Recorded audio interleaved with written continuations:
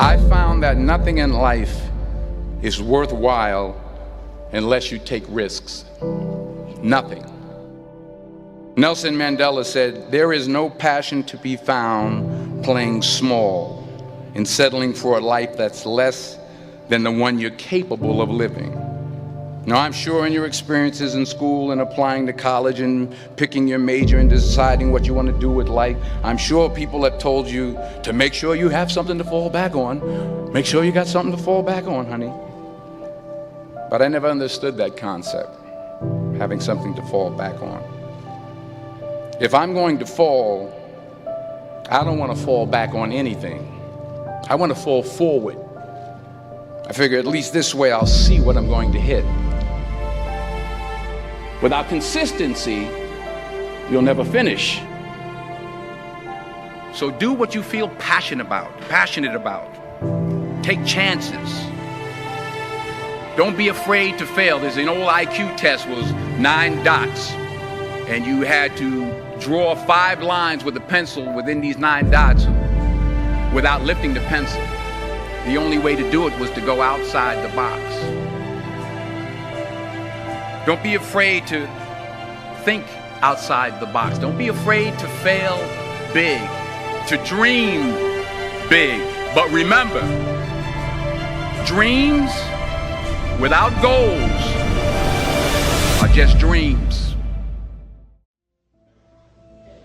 In the last year, what new skill or knowledge have you acquired? What kind of investment have you made in you?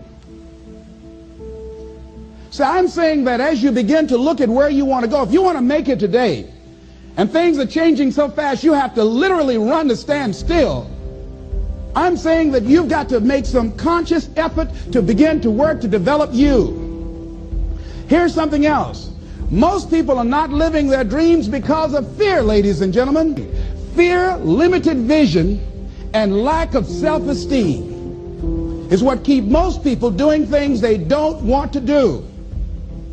The same reason that people stay in relationships where they're abused or they're unhappy or it's unfulfilling, they can't see themselves beyond that relationship. They can't see themselves enjoying life without that person. They think that this is all that they can do. The same reason that people get stuck at a certain level in life, they can't see things being better for them. And they think that this is it and this is all they deserve. This is all they've ever seen. It's been passed on to them.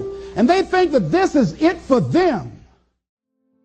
Most people allow their fear of failure to outweigh their desire to succeed. When you're willing to fail again and again and again, when you make up your mind to become unstoppable, when you make up your mind to become a no matter what person, then that will then give birth to a part of yourself that you don't know right now. Imagine, if you will, being on your deathbed and standing around your bed, the ghost of the dreams, the ideas, the abilities, the talents given to you by life, and that you, for whatever reason, you never went after that dream. You never acted on those ideas. You never used those talents. You never used those gifts. And there they are standing around your bed looking at you with large angry eyes saying, "We came to you, and only you could have given us life. And now we must die with you forever." See, most people stop short of their dreams and park and get off the highway of life because of the rejections of life. You will always be rejected. It's no big deal. Jack Canfield said rejection is a myth. It's not like when somebody says no and then they slap you. No, it's just, to me, make no your vitamin. Get excited about the no. Why? Because every time someone says no, that brings you another step to a yes. You're getting closer. Trust me, you will win if you don't quit. You will win if you don't quit. Even a broke clock is right twice a day. As you go through the challenges of life and you look at it and embrace whatever comes to you, don't run from it. Step toward it. Don't try and duck it like most people do. See, most people want it easy. See, easy come, easy what? Easy go. See, but when you go at what you're going to deal with and you deal with the difficulties of it, when you handle those hard things close at hand, making those hard decisions right now that you don't want to make, learning those things that you don't like to do. But you know that in order for you to get where you want to go, this is one of the hoops that you have to flip through. And I'm saying to you, whatever you got to do it, because if you don't, life is going to whoop you until you surrender. You have something that you brought to the universe, and that if you decide that my life deserves my developing this what I do well, and becoming the best at it, and mastering myself, and seeing what I have within me, if you decide to drop your buckets where you are and develop your gifts, I grant you, you'll never ever be without. I grant you that your gifts will take you places that will literally amaze you.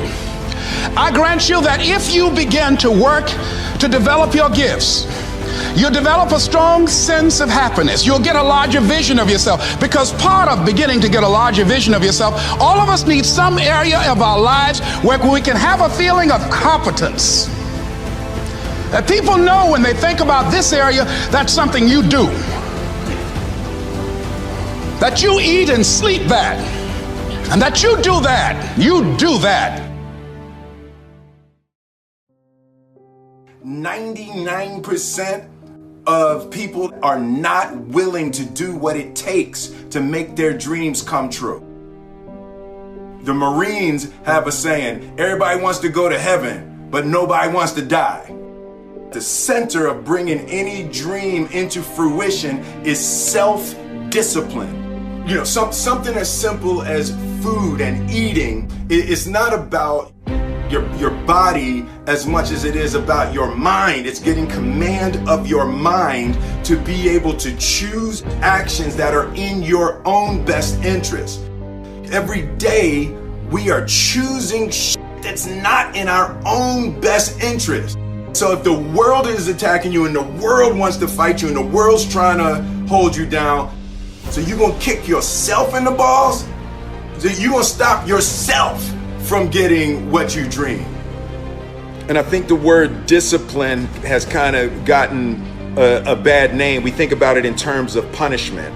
I'm not talking about discipline in that way. I'm talking about discipline in the sense that you forego immediate pleasure for the exchange of long-term self-respect. I believe that self-discipline is the definition of self-love. That when you say that you love yourself, that means that you have behavior towards yourself that is loving. Self-discipline is the center of all material success. You cannot win the war against the world if you can't win the war against your own mind.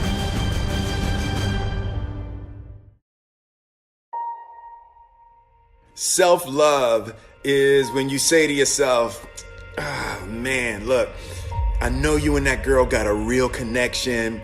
I know y'all vibe, but that's your girl's cousin. So I love you too much to let you do that. It's like you say to yourself, hey man, look, I know you want to eat that pizza and it'll be really good, you know, but I can't let you eat that, man, because if you eat that pizza, you're going to feel like shit, you know, and I love you too much to let you eat that.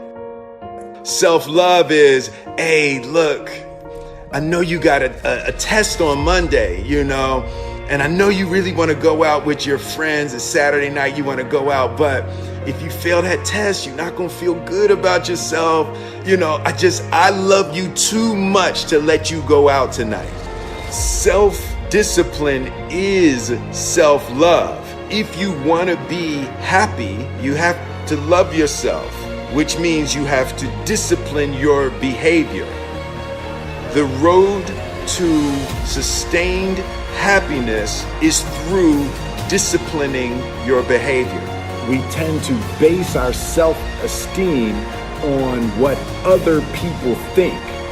And that's not really self-esteem. Self-esteem is supposed to be how we feel about ourselves. And I was just saying how dangerous it is to allow other people to determine how you're going to feel about you. And it's kind of like looking into a broken mirror. You're going to look in a broken mirror and then change your face to try to look good in this defiled, busted, broken mirror.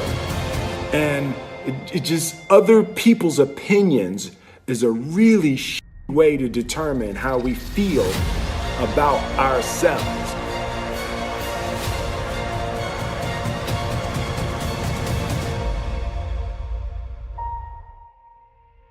It don't matter whose fault it is that something is broken if it's your responsibility to fix it. For example, it's not somebody's fault if their father was an abusive alcoholic, but it's for damn sure their responsibility to figure out how they're going to deal with those traumas and try to make a life out of it. It's not your fault if your partner cheated and ruined your marriage, but it is for damn sure your responsibility to figure out how to take that pain and how to overcome that and build a happy life for yourself.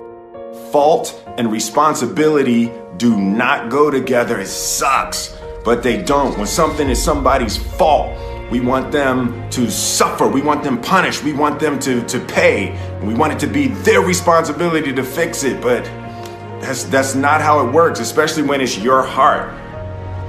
Your heart, your life, your happiness is your responsibility and your responsibility alone. As long as we're pointing the finger and stuck in whose fault something is, we're jammed and trapped into victim mode. When you're in victim mode, you are stuck in suffering. The road to power is in taking responsibility. Your heart, your life, your happiness is your responsibility and your responsibility alone. You can make a person smile, you can make a person feel good, you can make a person laugh, but whether or not a person is happy is deeply and totally and utterly out of your control. The prerequisite for spending time with any person is that they nourish and inspire you. They feed your flame. Look at your last 5 text messages. Are those people feeding your flames or dousing your fire? Put your phone down for just a second and look around. Look to the people around you. Are those people throwing logs on your fire or are they pissing on it?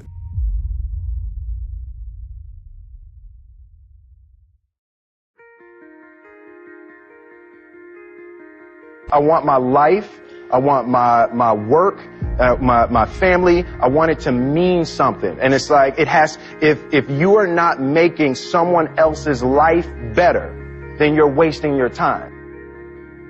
The separation of talent and skill is one of the greatest misunderstood concepts for people who are trying to excel, who have dreams that want to do things. Talent you have naturally. Skill is only developed by hours and hours and hours of beating on your craft. You don't try to build a wall. You don't set out to build a wall. You don't say, I'm going to build the biggest, baddest, greatest wall that's ever been built. You don't start there. You say, I'm going to lay this brick as perfectly as a brick can be laid. There will not be one brick on the face of the earth that's going to be laid better than this brick that I'm going to lay in this next 10 minutes. And you do that every single day. And soon you have a wall. And soon you have a wall. And I think psychologically, the advantage that gives me over a lot of people that have been in competition with in different situations is it's difficult to take the first step when you look how big the task is.